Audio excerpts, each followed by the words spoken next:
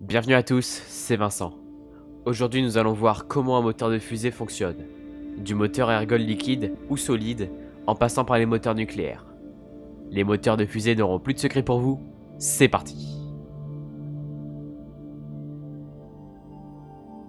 Pour commencer, nous allons étudier les moteurs les plus basiques, autrement dit, les moteurs à ergol liquide. Pour bien fonctionner, un moteur a besoin d'un couple d'ergols, soit un carburant et un comburant. Dans notre exemple, nous allons prendre comme carburant de l'hydrogène liquide, ici en jaune, et comme carburant de l'oxygène liquide, ici en bleu. En premier lieu, les ergols vont passer dans une turbopompe qui va tourner à plusieurs milliers de tours par minute, mettant sous pression les ergols. Ensuite, l'oxygène liquide va directement aller dans la chambre à combustion, tandis que l'hydrogène liquide va passer par la tuyère pour la refroidir, et enfin arriver dans la chambre de combustion à son tour. À ce moment-là, toujours pas de flamme, car il manque une énergie d'activation.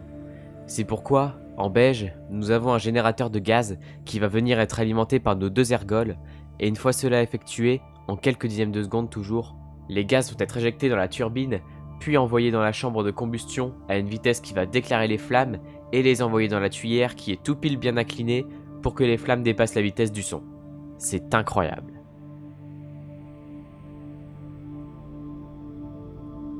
Il existe aussi des ergols hypergoliques qui ont la capacité de s'embraser directement lorsqu'ils sont en contact, ce qui permet de simplifier grandement le moteur car il n'y a pas besoin de dispositifs d'allumage. La tuyère peut aussi être équipée d'un cardan, un système qui permet d'orienter la tuyère pour faire tourner la fusée et l'incliner lors de son décollage.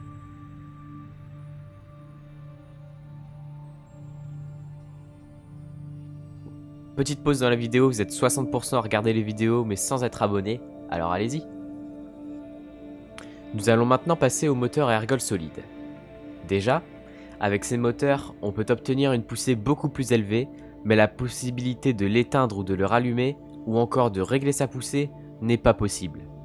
Ces moteurs sont donc en général peu utilisés, et on les retrouve sur les boosters latéraux qui ont juste pour simple but de faire prendre de la vitesse à la fusée mais pas de la contrôler.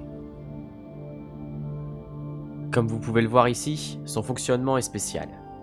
L'allumeur n'est pas au niveau de la tuyère mais bien au-dessus. On peut aussi remarquer que la chambre de combustion est très grande et qu'elle passe par tout le booster, laissant l'ergol solide, qui peut aussi s'appeler propergol, sur les côtés. Lorsque l'allumeur rentre en action, le propergol s'embrase, puis suit la chambre de combustion jusqu'à la tuyère où il est expulsé. Il est à noter que le propergol contient à la fois le combustible et le comburant, essentiel au triangle des flammes. Il est peut-être possible avec des procédés de faire en sorte que le moteur peut quand même s'éteindre ou se rallumer, mais il n'est pas essentiel pour des fusées non réutilisables d'acquérir ce procédé. Vu que les seules entreprises qui s'intéressent à la réutilisation ne possèdent pas de booster à ergol solide, pour l'instant, le développement d'un booster à ergol solide qui peut s'éteindre et se rallumer ne voit pas le jour.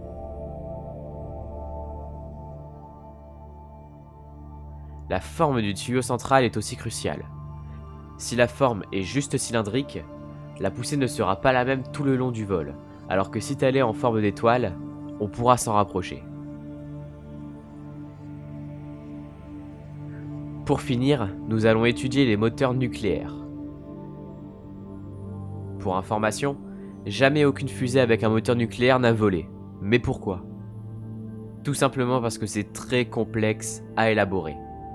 En fait, depuis le début de l'ère spatiale, plusieurs designs ont été étudiés mais n'ont pas abouti. Un tel moteur fonctionne comme un vrai réacteur nucléaire pour réchauffer le fluide propulsif et possède l'avantage d'être beaucoup plus puissant qu'un simple moteur thermique. C'est pour ça qu'on s'y intéresse. Malheureusement, le risque d'envoyer une fusée nucléaire et le coût de cette dernière a fait oublier le projet d'un tel moteur. Aujourd'hui, la seule manière dont un moteur nucléaire pourrait nous servir, ça serait pour aller sur Mars grâce à sa grande autonomie. C'est pourquoi en 2019, la United States House Committee on Appropriation a alloué un budget de 125 millions de dollars à la NASA pour le développement de propulsion nucléaire. Le Congrès des États-Unis a également voté un budget de 100 millions de dollars en plus. Ce financement pourrait servir dans le cadre du programme Constellation qui devraient envoyer un homme sur Mars après 2037. Mais c'est beaucoup trop long. Ils vont arriver avec une décennie de retard comparé au Starship. Vous le savez si vous avez vu ma dernière vidéo sur le projet de SpaceX qui va modifier nos vies dans à peine quelques années. C'est encore un argument pour montrer que le Starship n'a aucune concurrence. Et voilà. Maintenant que les moteurs de fusée n'ont plus de secret pour vous, dites-moi dans les commentaires quel est votre système préféré. Pour ma part, j'opterai pour la propulsion thermique avec 2 ergols, comme le moteur Raptor de chez SpaceX, qui est aujourd'hui le moteur le plus puissant que l'humanité ait construit et testé. Allez, vous pouvez vous abonner, liker et partager. Sur ce, moi je vous dis à bientôt pour de nouvelles vidéos. Ciao!